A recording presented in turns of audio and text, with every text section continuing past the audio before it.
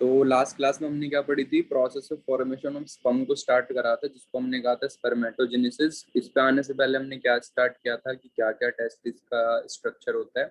तो हमने स्टार्ट किया था जो टेस्टिस होता है एक पाउच लाइक स्ट्रक्चर में होता है, स्क्रोटम कहते हैं। टेस्टिस एक्स्ट्रा एब्डोमिनल स्ट्रक्चर होता है, इंट्रा एब्डोमिनल होता है in case of elephant, bat, rabbit.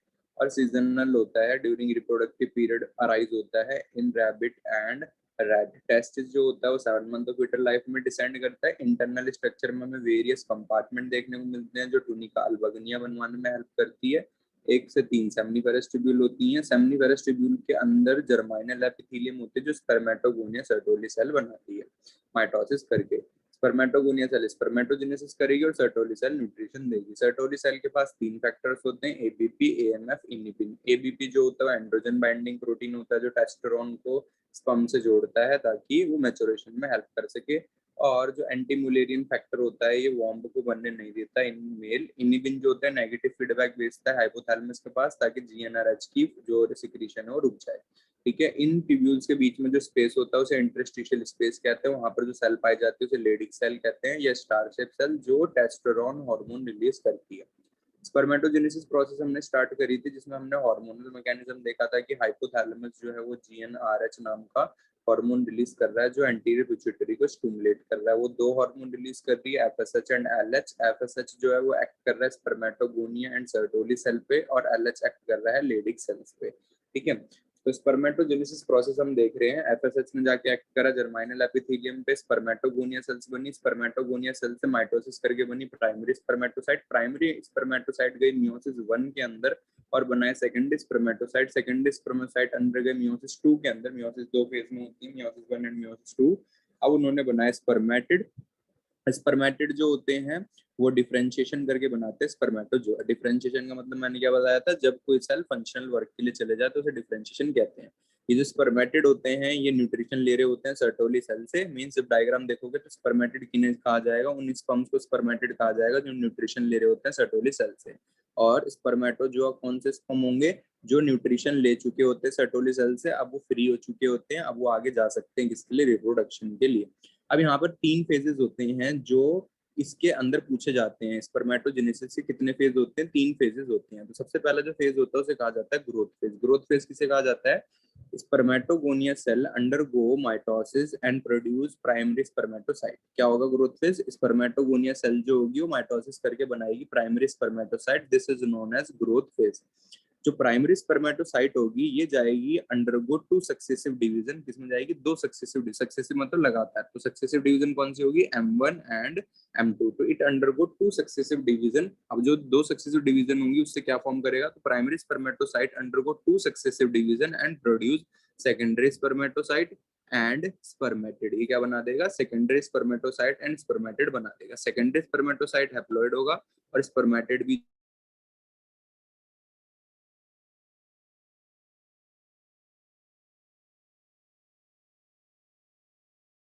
तो ये कहलाता है मैचुरेशन फेज। मैचुरेशन फेज के बाद जो थर्ड फेज आता है उसे कहते हैं स्पर्मियोजेनेसिस। तो process of conversion of spermatid into spermatozoa, spermatid का स्पर्मेटोजोआ में बदलना इज नोन एज स्पर्मियोजेनेसिस। तो ये होते हैं 3 phases of spermatogenesis. In 3 phases में क्या डाउट है पूछो जरा, और सब आए नहीं आए। अभी एक जना नहीं आया, रिदम भैया नहीं आए। हाँ बताओ, इस प्रोसेस में कोई डाउट है अभी तक, फेजेस समझ में आया क्या क्या होते हैं। Yes sir. देव भाई बताओ, इशिता को आ गया, देव बताओ क्या आज कुछ बोल नहीं रहे। यस सर, समझ में आ गया। चलो ठीक है, तो हम फेजेस की स्टेटमेंट्स को लिखते हैं और दोबारा यही चीज पूछते हैं कि समझ में आया नहीं आया। तो जो फेजेस होते हैं इन पे डायरेक्ट क्वेश्चन आ जाएगा। देखो 2 तरीके से क्वेश्चन आता है एग्जाम में, मैंने बताया था स्पर्मेटोजेनेसिस पे कि describe the phases of spermatogenesis. तो फेजेस ऑफ स्पर्मेटोजेनेसिस को तुम डायग्राम वे में दिखा देख सकते हो, ये जो है डायग्रामेटिक वे इसमें दिखा सकते हो या स्टेटमेंट वे में बता सकते हो। तो जो डायग्रामेटिक वे होता है उसमें ज्यादा बढ़िया होता है बताना। ठीक है, बाकी इन्होंने बोल दिया कि एक्सप्लेन भी करना है हर एक फेज को, तुम्हें स्टेटमेंट में भी लिखना पड़ेगा। बाकी अगर आया स्पर्मेटोजेनेसिस पे कि बताओ हार्मोनल कंट्रोल ऑफ स्पर्मेटोजेनेसिस, तुम्हें हार्मोनल वाला फेज ही बताना पड़ेगा, उससे ज्यादा तुम्हें नहीं बताना। तो सबसे पहला जो फेज होता है उसे कहते हैं मल्टीप्लीकेशन फेज। Multiplication phase. तो क्या बताया मैंने मल्टीप्लिकेशन फेज में? मल्टीप्लिकेशन फेज में मैंने बताया कि जो स्पर्मेटोगोनिया सेल है वो माइटोसिस करके क्या बना लेगी? माइटोसिस करके बना देगी प्राइमरी स्पर्मेटोसाइट। तो यहाँ फेज में, सॉरी, मल्टीप्लिकेशन फेज जो होगा वो शुरू का फेज होगा, जो यहाँ पे मेंशन नहीं करा, जिसमें जर्माइनल एपिथेलियम क्या बनाएगी? स्पर्मेटोगोनिया सेल्स बनाएगी। तो ये वाला फेज यहाँ पे मेंशन नहीं करा, इसको मेंशन कर देता हूँ, तो रह गया यहाँ पे फेज। तो जो फर्स्ट फेज होता है इसके अंदर मल्टीप्लाई होती हैं और इसमें जर्माइनल एपिथेलियम जो होती हैं वो बनाती हैं वेरियस स्पर्मेटोगोनिया सेल्स। तो डायग्राम का ये फेज रह गया था, और इसको क्या कहा जाता है? इसको कहा जाता है multiplication phase. This is known as multiplication phase. Multiplication phase में क्या होगा? जर्माइनल एपिथेलियम बनाएगी वेरियस स्पर्मेटोगोनिया सेल। तो मल्टीप्लिकेशन फेज की स्टेटमेंट लिखते हैं। क्या होता है multiplication phase? Germinal epithelium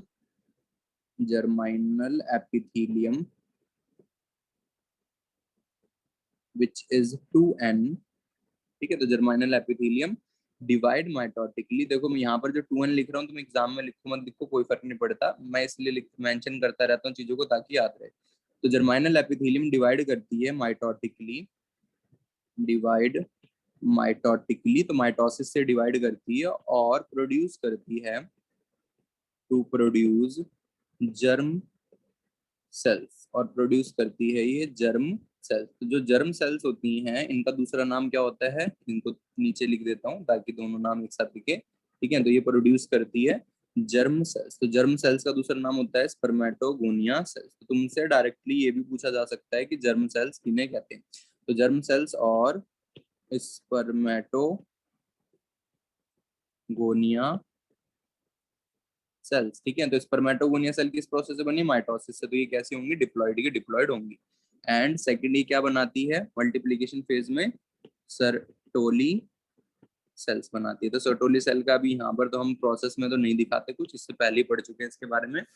next second जो फेज होता है स्पर्म फॉर्मेशन में, the phases of sperm formation, इसमें जो सेकंड फेज होता है उस फेज को हम कहते हैं ग्रोथ फेज।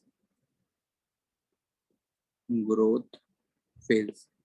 ग्रोथ फेज के अंदर जो जर्माइनल एपिथेलियम से बनी है स्पर्मेटोगोनिया सेल, ये स्पर्मेटोगोनिया सेल माइटोसिस में जाएंगी और फॉर्म करेंगी primary spermatocyte.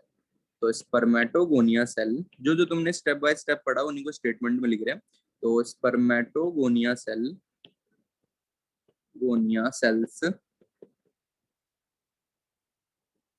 undergo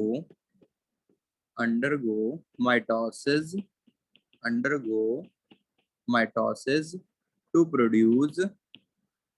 produce primary spermatocyte. तो यहाँ पर बन जाता है प्राइमरी स्पर्मेटोसाइट।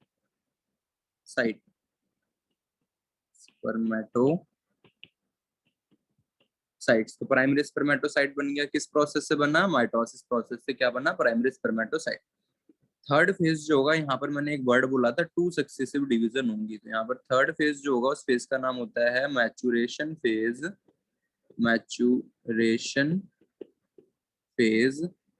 और मैचुरेशन फेज के अंदर क्या होगा? 2 सक्सेसिव डिवीजन होंगी, एक साथ 2 डिवीजन होंगी। मैचुरेशन फेज के अंदर क्या होगा? 2 सक्सेसिव डिवीजन होंगी। तो मैचुरेशन फेज में बोलेंगे हम ईच प्राइमरी स्पर्मेटोसाइट, जो ये प्राइमरी स्पर्मेटोसाइट है, ईच प्राइमरी स्पर्मेटोसाइट, 1 डिग्री का मतलब प्राइमरी स्पर्मेट मतलब primary, each primary spermatocyte undergo या डिवाइड बाय 2 सक्सेसिव डिवीजन। ये डिवाइड करती हैं 2 सक्सेसिव, लगातार 2 डिवीजन से क्या करती हैं? डिवाइड करती हैं। तो each primary spermatocyte divide by 2 successive division and जो ये 2 सक्सेसिव डिवीजन होती हैं, 2 सक्सेसिव डिवीजन, इसमें क्या क्या बनता है? दैट इज क्या क्या बनेगा इस 2 सक्सेसिव डिवीजन में? सबसे पहले प्राइमरी स्पर्मेटोसाइट से बनेगा सेकेंडरी स्पर्मेटोसाइट। तो that is primary spermatocyte spermatocyte जो होगा ये किस में कन्वर्ट हो जाएगा, सेकेंडरी स्पर्मेटोसाइट में by the process of M1, ठीक है, मियोसिस 1। तो ये कन्वर्ट हो जाएगा सेकेंडरी स्पर्मेटोसाइट्स में, ठीक है, it get converted into secondary spermatocyte. Secondary spermatocyte जो होगा ये कन्वर्ट हो जाएगा स्पर्मेटिड में, ठीक है, ये गेट कन्वर्ट हो जाएगा स्पर्मेटिड में, और ये जिस प्रोसेस से होगा उसे कहेंगे मियोसिस 2। तो यहाँ पर क्या हुआ, यहाँ पर हुई मियोसिस 1, जिसकी वजह से प्राइमरी स्पर्मेटोसाइट बदल गया किसके अंदर, सेकेंडरी स्पर्मेटोसाइट में, और जो सेकेंडरी स्पर्मेटोसाइट था वो बदल गया स्पर्मेटिड में। This is known as maturation phase. अब यहाँ पर जो प्राइमरी स्पर्मेटोसाइट था ये था 2n, जो यहाँ पे प्राइमरी स्पर्मेटोसाइट था ये था 2n, जो सेकेंडरी स्पर्मेटोसाइट बनता है ये बनता है n, और जो स्पर्मेटिड होता है ये बनता है n, ठीक है। तो यहाँ पर सेकेंडरी स्पर्मेटोसाइट सबसे पहली हैप्लॉइड स्टेज होती है। इसके बाद मैचुरेशन फेज के बाद जो स्टेप लिखते हैं हम उसे हम क्या कहते हैं, मैचुरेशन फेज के बाद लास्ट स्टेप को, what is the last step, spermiogenesis या स्पर्मेटोजोआ फॉर्मेशन, ठीक है। तो दो नाम लिख सकते हैं, या तो तुम लिख सकते हो स्पर्मियोजेनेसिस, स्पर्मियोजेनेसिस, ठीक है, या इसको तुम लिख सकते हो process of formation of spermatozoa. तो यहाँ पर स्टेटमेंट लिखनी पड़ती है इसकी क्या, the process of formation of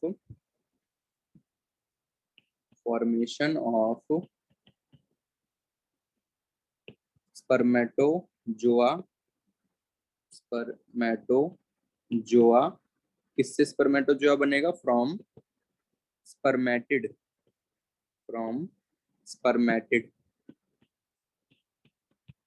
this is known as spermiogenesis, ठीक है। तो इस स्टेप के अंदर क्या होता है, स्पर्मेटिड जो होता है वो स्पर्मेटोजोआ में हो जाता है कन्वर्ट। तो यहाँ पर जो स्पर्मेटिड होता है, स्पर्मेटिड जो होता है वो कन्वर्ट हो जाता है स्पर्मेटोजोआ में, और जिस प्रोसेस से कन्वर्ट होता है उस प्रोसेस को क्या कहते हैं,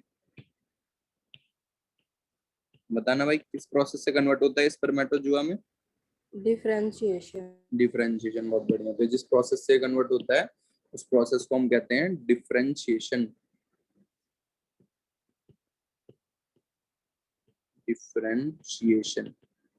देव भूल गए तुम, कल पढ़ा और आज भूल गए डिफरेंशिएशन है भाई, बोल भी नहीं रहे। अब जो ये स्पर्म है ये प्रोड्यूस हो गए बाय 3 प्रोसेसेस। तो ये 3 प्रोसेसेस कौन कौन से स्टेप्स थे, मल्टीप्लिकेशन स्टेप था एक सबसे पहला, ठीक है, मल्टीप्लिकेशन के बाद ग्रोथ फेज था एक, जिसके अंदर प्राइमरी स्पर्मेटोसाइट जो थी, ठीक है, वो प्रोड्यूस हुई from spermatogonia cells. Growth phase के बाद यहाँ पर हमने देखा मैचुरेशन फेज। मैचुरेशन फेज में प्राइमरी स्पर्मेटोसाइट ने बनाया स्पर्मेटिड, ठीक है, पहले बनाया secondary spermatocyte then spermatid. Maturation phase के बाद हमने देखा स्पर्मियोजेनेसिस। इसके ऊपर क्वेश्चन आ जाता है डायरेक्टली कि क्या डिफरेंस होता है स्पर्मेटोजेनेसिस में, स्पर्मियोजेनेसिस में, ठीक है, एंड स्पर्मिएशन में, ठीक है। तो स्पर्मियोजेनेसिस जो फेज होता है ये फेज क्या होता है, जब स्पर्मेटिड, ठीक है, कन्वर्ट हो जाते हैं स्पर्मेटोजोआ में, तो इस फेज को हम कहते हैं स्पर्मियोजेनेसिस। तो ये होते हैं 4 फेजेस, एक्चुअल 3 ही फेज होते हैं process of formation of sperm के, ये 3, ठीक है। इसको हम अलग से काउंट करते हैं स्पर्मियोजेनेसिस को, स्पर्मेटिड टू स्पर्मेटोजोआ बनने को। अब यहाँ पर एक थर्ड डेफिनेशन लिखनी होती है जिसका नाम होता है स्पर्मिएशन। तो what is spermiation, SPE, spermiation, ठीक है। तो 3 वर्ड्स आ जाते हैं इंपॉर्टेंट। सबसे पहला what is spermatogenesis, process of formation of sperm is known as spermatogenesis. What is spermiogenesis, पर आर नहीं लगाया,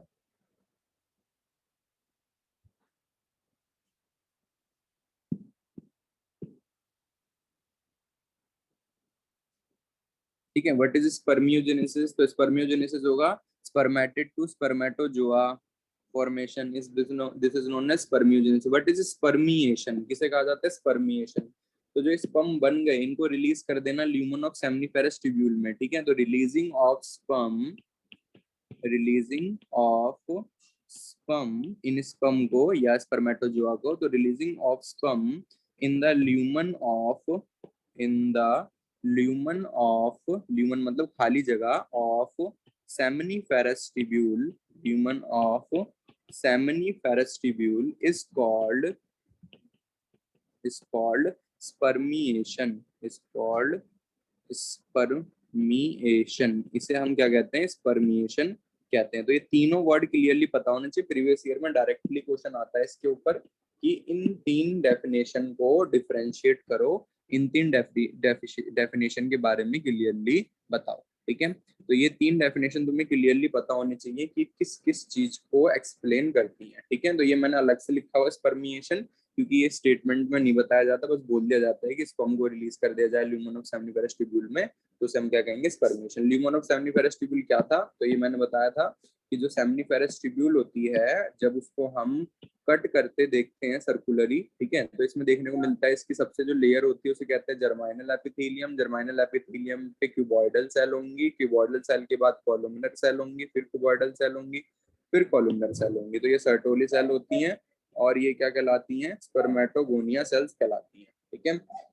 नेक्स्ट इसके बाद हमने बोला था ये जो इसका सेंट्रल स्पेस होता है इसे क्या कहते हैं, ल्यूमन कहते हैं। तो ये जो ल्यूमन होता है क्या होती है, खाली जगह होती है जहाँ पे जो स्पर्म्स होते हैं जो इन सेल से मिलके बने हैं ये जाके फॉल कर जाते हैं। तो अब इन सेल के ऊपर ये पूरी प्रोसेस किस तरीके से दिखती है, जैसे यहाँ पर तुमने ये सेल देखी, ट्यूब लाइक सेल देखी जिनका नाम है स्पर्मेटोगोनिया सेल, इन सेल्स के ऊपर ये प्रोसेस किस तरीके से दिखती है उसके लिए हमें क्या देखना पड़ेगा, उसके लिए हमें देखना पड़ेगा सेक्शन ऑफ सेमिनिफेरस ट्यूब्यूल, और ये भी 2 नंबर का क्वेश्चन है। मतलब अभी तक हम लगातार इंपॉर्टेंट क्वेश्चंस पढ़े जा रहे हैं, तो यहाँ पर एक डायग्राम ऐड किया जाएगा और उस डायग्राम का नाम होगा सेक्शन ऑफ सेमिनिफेरस ट्यूब्यूल। ठीक है, तो सेक्शनल व्यू एग्जाम में आएगा, सेक्शनल व्यू ड्रॉ करो किसका, सेमिनिफेरस ट्यूब्यूल का।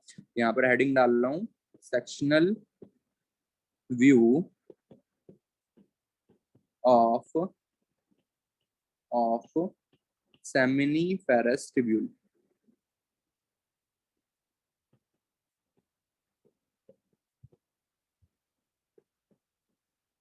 फेरस ट्यूब्यूल, तो कैसा सेक्शनल व्यू दिखेगा सेमिनिफेरस ट्यूब्यूल का, जरा देखते हैं कैसा सेक्शनल व्यू दिखना चाहिए इसका। और ये जो मैंने अभी टॉपिक डाला है ये एग्जाम के लिए कितना इंपॉर्टेंट है, फॉर 2 to 3 मार्क्स के लिए इंपॉर्टेंट है, तो मोस्टली 2 मार्क्स में आया तो इस पर 2 स्टार लगा दे रहा हूँ। इसका डायग्राम ऐड कर रहा हूँ और ये डायग्राम तुम्हें बनाना आना चाहिए फॉर एग्जाम पर्पस। ये हमने एक सेक्शनल व्यू लिया है, कैसा सेक्शन, जैसे कि मान लो ये एक सेमिनिफेरस ट्यूब्यूल थी और इस सेमिनिफेरस ट्यूब्यूल के इतने हिस्से को हम देख रहे हैं, यहाँ पर क्या आएंगी, यहाँ पर सेल्स आएंगी स्पर्मेटोगोनिया, ये स्पर्मेटोगोनिया सेल्स के ऊपर फिर बनेंगी प्राइमरी स्पर्मेटोसाइट, फिर सेकेंडरी स्पर्मेटोसाइट, फिर स्पर्मेटिड, फिर स्पर्मेटोजोआ। तो इस तरीके से एक हिस्से को हम देख रहे हैं किसके, सेमिनिफेरस ट्यूब्यूल के।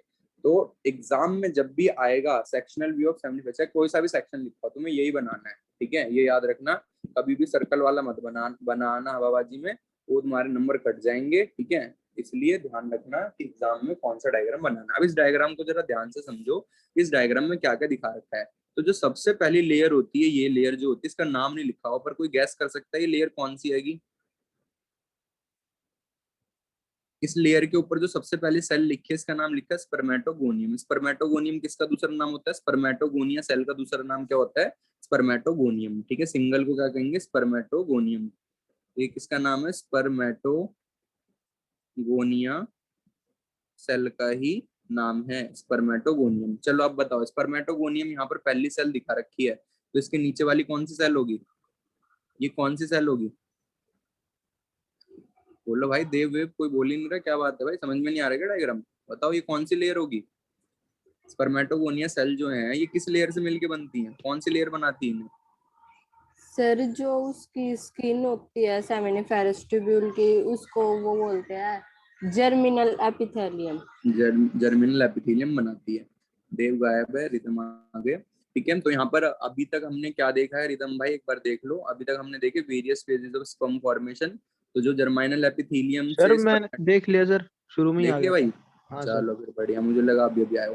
तो यहाँ पर देखो, इसको मैं क्या बता रहा हूँ, सेक्शनल व्यू बता रहा हूँ सेमिनिफेरस ट्यूब्यूल का। सेमिनिफेरस ट्यूब्यूल का सेक्शनल व्यू में सबसे पहले जो लेयर होती है इसका नाम होता है जर्माइनल एपिथेलियम। यहाँ पर मेंशन नहीं है, इस लेयर को हम क्या कहते हैं, जर्माइनल एपिथेलियम कहते हैं। जर्माइनल एपिथेलियम से जो सबसे पहला स्टेप था, उस स्टेप का नाम क्या था बताओ? मैचुरेशन फेज था या ग्रोथ फेज था? बोलो। अब देख लिया तब बता भी नहीं रहे आंसर। एपिथेलियम। कौन सर? मैं हाँ बताओ, जर्माइनल एपिथेलियम से स्पर्मेटोगोनिया सेल्स बनने का जो फेज था उसे क्या कहते थे? मैचुरेशन फेज या ग्रोथ फेज? वो मल्टीप्लीकेशन फेज या growth phase? Sir multiplication. Multiplication. ठीक है, तो यहाँ पर क्या होगा? जर्माइनल एपिथेलियम मल्टीप्लाई करेगी और फॉर्म करेगी वेरियस स्पर्मेटोगोनिया सेल्स। तो ये कौन सी सेल्स प्रोड्यूस हुई? स्पर्मेटोगोनिया सेल्स प्रोड्यूस हुई। ये पहला स्टेप समझ में आया इस डायग्राम का। सेकंड स्टेप इस डायग्राम में क्या दिखा रखा है? इस स्पर्मेटोगोनिया सेल ने माइटोसिस करी और प्रोड्यूस करी प्राइमरी स्पर्मेटोसाइट। इसने प्रोड्यूस करी प्राइमरी स्पर्मेटोसाइट।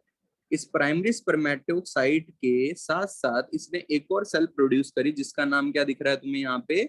Sertoli cell. तो कौन सी सेल प्रोड्यूस करी साथ में? Sertoli cell. तो क्या दिखा? जो जर्माइनल एपिथेलियम है इसने माइटोसिस करके प्रोड्यूस करी वेरियस स्पर्मेटोगोनिया सेल। इसे हमने क्या कहा? मल्टीप्लिकेशन फेज का। ये जो स्पर्मेटोगोनिया सेल्स हैं, स्पर्मेटोगोनिया सेल्स ने दो तरीके की सेल बनाई, एक प्राइमरी स्पर्मेटोसाइट और सर्टोली सेल। ठीक है, primary spermatocyte and Sertoli cell. इसे हमने क्या कहा? इसे हमने कहा ग्रोथ फेज। तो सबसे पहला मल्टीप्लिकेशन फेज और दूसरा ग्रोथ फेज। अभी जो प्राइमरी स्पर्मेटोसाइट है ये दो सक्सेसिव डिवीजन में गई और इन्होंने क्या प्रोड्यूस करा? इसने प्रोड्यूस करा सेकेंडरी स्पर्मेटोसाइट। इसने क्या प्रोड्यूस करा? Secondary spermatocyte. और इसने प्रोड्यूस करा स्पर्मेटिड। इसने क्या प्रोड्यूस करा? स्पर्मेटिड। स्पर्मेटिड जो है, मैंने एक चीज बताई थी, स्पर्मेटिड किसे कहा जाएगा? जो न्यूट्रिशन ले रहा होगा सर्टोली सेल से। तो अगर तुम यहाँ नोटिस कर पाओ, ये है सर्टोली सेल, ये है सर्टोली सेल, और इस सर्टोली सेल से कौन अटैच है? एक स्पर्म लाइक स्ट्रक्चर अटैच है। तो मींस ये किससे न्यूट्रिशन ले रहा है? सर्टोली सेल से क्या ले रहा है? ये न्यूट्रिशन ले रहा है। तो जब तक स्पर्म न्यूट्रिशन ले रहा होता है सर्टोली सेल से, तब तक हम उसे क्या कहते हैं? स्पर्मेटिड कहते हैं। तो यहाँ पर क्या हुआ? प्राइमरी स्पर्मेटोसाइट ने क्या बनवाया? सेकेंडरी स्पर्मेटोसाइट बनवाया, और सेकेंडरी स्पर्मेटोसाइट से क्या डेवलप हुआ? एक स्पर्मेटिड डेवलप हुआ। स्पर्मेटिड जो होता है आफ्टर डिफरेंशिएशन कन्वर्ट हो जाता है स्पर्मेटोजोआ में। तो यहाँ पर क्या देखने को मिल रहा है तुम्हें? एक कुछ ऐसे स्पर्म्स देखने को मिल रहे हैं जो सर्टोली सेल से अटैच नहीं है। कुछ ऐसे स्पर्म्स देखने को मिल रहे हैं जो सर्टोली सेल से अटैच नहीं है। तो जो सर्टोली सेल से अटैच नहीं है उन्हें हम क्या कहेंगे? प्योर स्पर्म या स्पर्मेटोजोआ। ठीक है, इसका डायग्राम का नाम है sectional view of seminiferous tubule and large sectional view of seminiferous tubule. Diagram समझ में आया? दोबारा एक बार इस डायग्राम को रिपीट करवा रहा हूँ, इंपॉर्टेंट है, एग्जाम में बनाना आना चाहिए बिना देखे। ठीक है, बिना रटे बनाना आना चाहिए। तो सबसे पहले बनाओगे जर्माइनल एपिथेलियम। जर्माइनल एपिथेलियम के ऊपर बनाओगे कुछ सेल्स, इन्हें कहोगे स्पर्मेटोगोनिया सेल्स। इनका नाम दे दोगे स्पर्मेटोगोनिया सेल। ये जो स्पर्मेटोगोनिया सेल्स होंगी ये डिवाइड करके बनाएंगी दो तरीके की सेल। तो एक लार्ज बना देना जिन्हें कहोगे primary spermatocyte, primary spermatocyte, primary spermatocyte. बीच में कुछ छोटी सेल्स बना देना जिन्हें कहोगे सर्टोली सेल। तो ये सर्टोली सेल हो गई और ये हो गई primary spermatocyte, primary spermatocyte. Primary spermatocyte जो होंगी वो क्या बनाएंगी? वो बनाएंगे सेकेंडरी स्पर्मेटोसाइट। तो यहाँ पर बना देना कुछ और सेल्स। तो ये क्या बनेंगे? Secondary spermatocyte, secondary spermatocyte, secondary spermatocyte, secondary spermatocyte. तो ये हो गए secondary spermatocyte, secondary spermatocyte, secondary spermatocyte. Secondary spermatocyte जो होगी वो कन्वर्ट हो जाएगी किसके अंदर? स्पर्मेटिड के अंदर। तो यहाँ पर क्या बनाओगे? यहाँ पर बनाओगे सर्टोली सेल। ठीक है, तो इधर दिखाओगे एक सर्टोली सेल। सर्टोली सेल के ऊपर दिखाओगे एक स्पर्म और इसे बोलोगे क्या? इसे बोलोगे स्पर्मेटिड। ठीक है, और सेम इसी के बगल में दिखाओगे कुछ स्पर्म्स जो सर्टोली सेल से अटैच नहीं है, इन्हें कहोगे स्पर्मेटोजोआ। तो इस तरीके से डायग्राम हो जाएगा complete sectional view of seminiferous tubule का। ठीक है, तो इस डायग्राम की तुम्हें क्या करनी है? प्रैक्टिस करनी है बनाने की है। 2 नंबर में, 3 नंबर में बिल्कुल इजीली आ सकता है और ये तुम्हें पता होना चाहिए। ठीक है, 5 नंबर का क्वेश्चन किस तरीके से क्रिएट होता है एग्जाम में? Describe the phases of process of formation of sperm. उन फेजेस को डिस्क्राइब करो जो स्पर्म फॉर्मेशन में वो यूज होते हैं। और नेक्स्ट साथ में ड्रॉ करो sectional view of seminiferous tubule. 3 number ऊपर वाले के और 2 नंबर इस डायग्राम के। इस तरीके से 5 नंबर का टॉपिक हो जाता है यहाँ पे क्रिएट। ठीक है, इतना समझ में आया? Yes sir. चलो ठीक है, तो ये था about the process of formation of sperm. बच्चे तो गायब होते जा रहे, क्या बात है? इशिता भी मूव हो गई है नहीं क्लास में, देव भी चला गया, नेटवर्क इशू हो रहा है क्या सबका? तो यहाँ पर हमने क्या देखा अभी तक? स्पर्मेटोजेनेसिस प्रोसेस देखी, और स्पर्मेटोजेनेसिस प्रोसेस के क्या देखे? वेरियस फेज देखे। तो इतना जो अभी तक करवाया है टेस्टिस से लेकर और स्पर्मेटोजेनेसिस प्रोसेस में काफी इंपॉर्टेंट है एग्जाम के लिए, एक तरीके से मान लो इसमें से क्वेश्चन बनता ही बनता है, तो इस फेज को इग्नोर नहीं कर सकते। अब इसके बाद जो नेक्स्ट फेज आता है, उस नेक्स्ट फेज को हम क्या कहेंगे, डायग्रामेटिक व्यू ऑफ स्पर्म। ठीक है, तो यहाँ पर स्पर्म फॉर्मेशन हो चुकी है, अब स्पर्म के डायग्राम को हमें देखना है। ठीक है, तो एक लेबल डायग्राम देखेंगे पहले स्पर्म का, और उसके बाद उसकी प्रैक्टिस करेंगे ड्रॉ करने की। तो लेबल्ड डायग्राम ऑफ स्पर्म।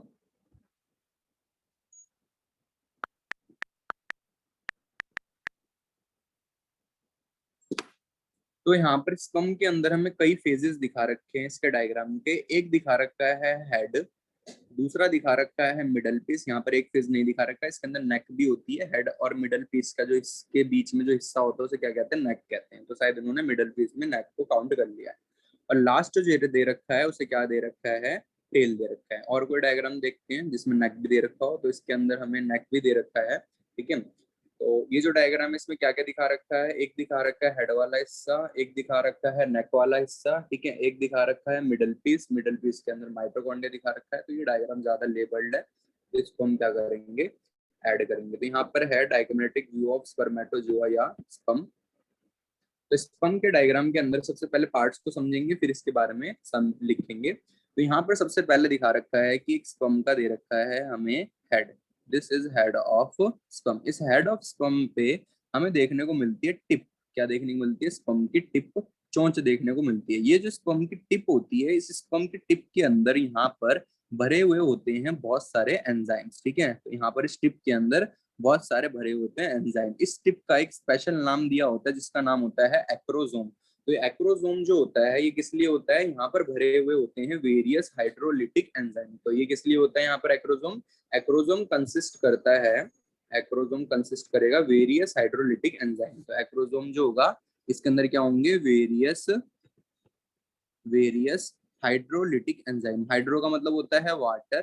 ठीक है, तो हाइड्रो मतलब होता है वाटर, और लाइटिक, ठीक है, हाइड्रो लाइटिक, लाइटिक का मतलब होता है ब्रेक डाउन। तो वाटर के प्रेजेंस में जो तोड़े किसी चीज को उसे क्या कहेंगे, हाइड्रोलाइटिक। ठीक है, और यहाँ पर क्या होते हैं, हाइड्रोलिटिक एंजाइम्स होते हैं। तो यहाँ पर होते हैं वेरियस हाइड्रोलिटिक एंजाइम। वो वेरियस हाइड्रोलिटिक एंजाइम्स कौन कौन से होंगे, hyaluronidases, corona penetrating enzyme, sperm lysine. जो अभी स्टेटमेंट लिखेंगे उसमें लिख दूंगा कि कौन कौन से इसके पास एंजाइम्स होते हैं। तो यहाँ पर देखने को मिलेंगे वेरियस हाइड्रोलिटिक एंजाइम। ठीक है, इस स्पर्म के ऊपर यहाँ पर दिखा रखी है क्या देखने को मिल रही है हमें, प्लाज्मा मेम्ब्रेन की कोटिंग देखने को मिल रही है। ये प्लाज्मा मेम्ब्रेन की कोटिंग यहीं तक नहीं होती, ये इस तरीके से एक्सटेंडेड होती है। ठीक है, तो यहाँ पर क्या देखने को मिल रही है, प्लाज्मा मेम्ब्रेन की कोटिंग। तो हेड के अंदर सबसे इंपॉर्टेंट पार्ट क्या होता है, हेड के अंदर जो टिप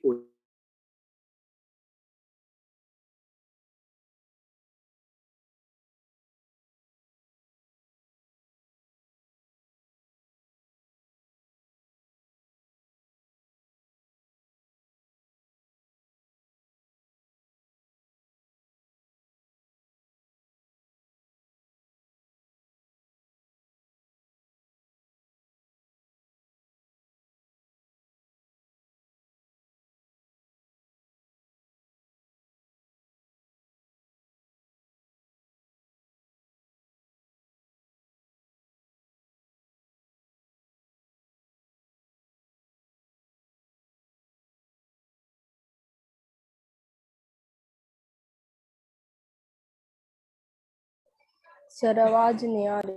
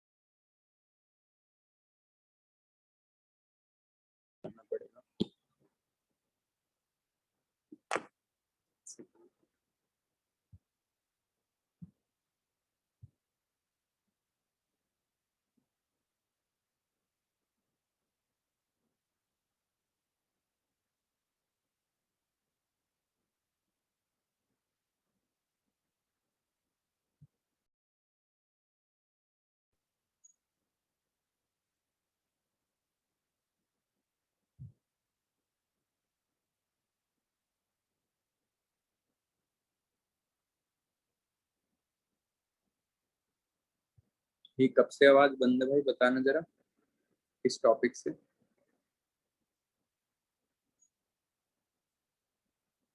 सर जब स्पर्म का लेबल डायग्राम बता रहे थे तब। ओके ओके, चलो ठीक है, एक बार आने दो बाकी बच्चों को। पता नहीं अचानक से क्या चीज हुई, फ्रीज होगी स्क्रीन ऑटोमेटिक। अथर्व नहीं हुआ ज्वाइन अभी। अथर्व का ही मैसेज आया था तभी पता चला मुझे कि स्क्रीन फ्रीज हो रखी है।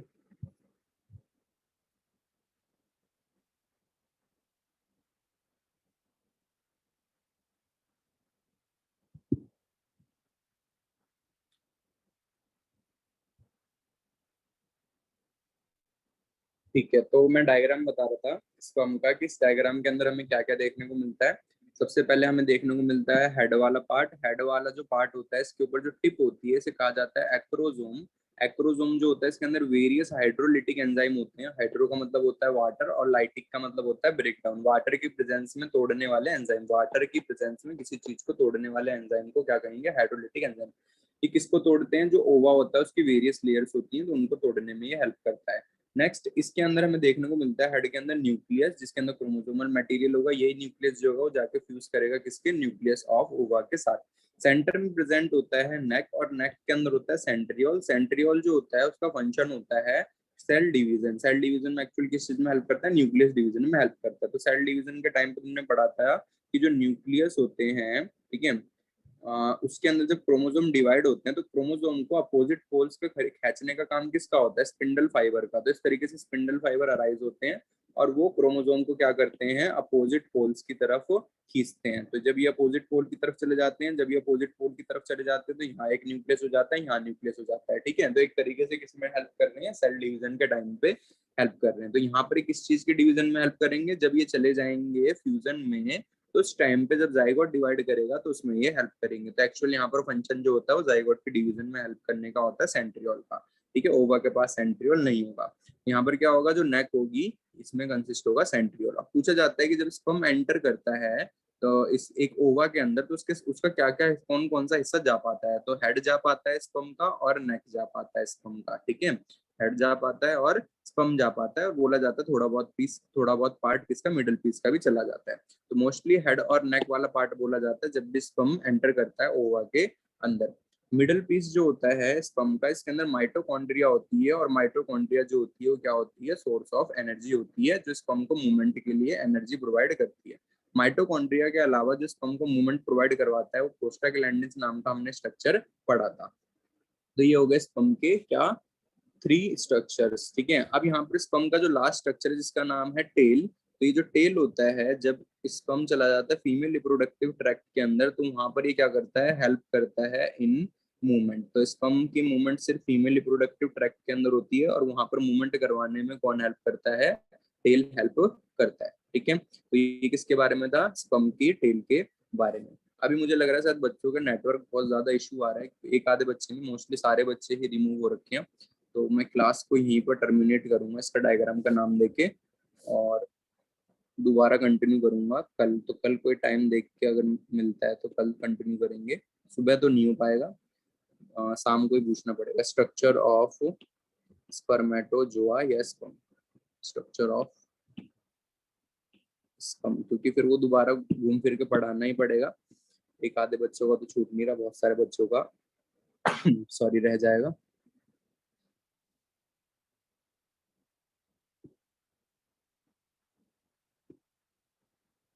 ठीक है, तो स्ट्रक्चर ऑफ स्पर्म के अंदर हमें ये सब पार्ट्स देखने को मिलते हैं। इन सब पार्ट्स के बारे में लिखेंगे पर अभी नहीं, नेक्स्ट क्लास में जब भी होगी।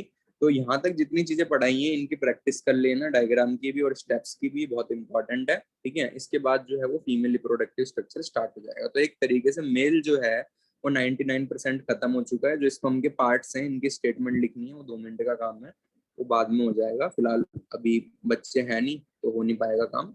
मोस्टली अराउंड 3-4 बच्चे गायब है।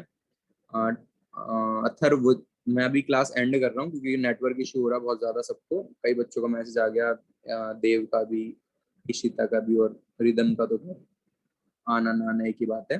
तो फिलहाल मैं क्लास एंड कर रहा हूँ नेटवर्क इशू की वजह से सबके। कल या परसों दोबारा क्लास होगी, तो परसों के लिए क्या पता शायद ज्यादा टाइम देना पड़े, अगर कल होगी तो मैं टाइम का डिस्कस कर लूंगी ग्रुप में। ठीक है, बता देना सब। तो मिलते हैं नेक्स्ट क्लास में। Bye bye.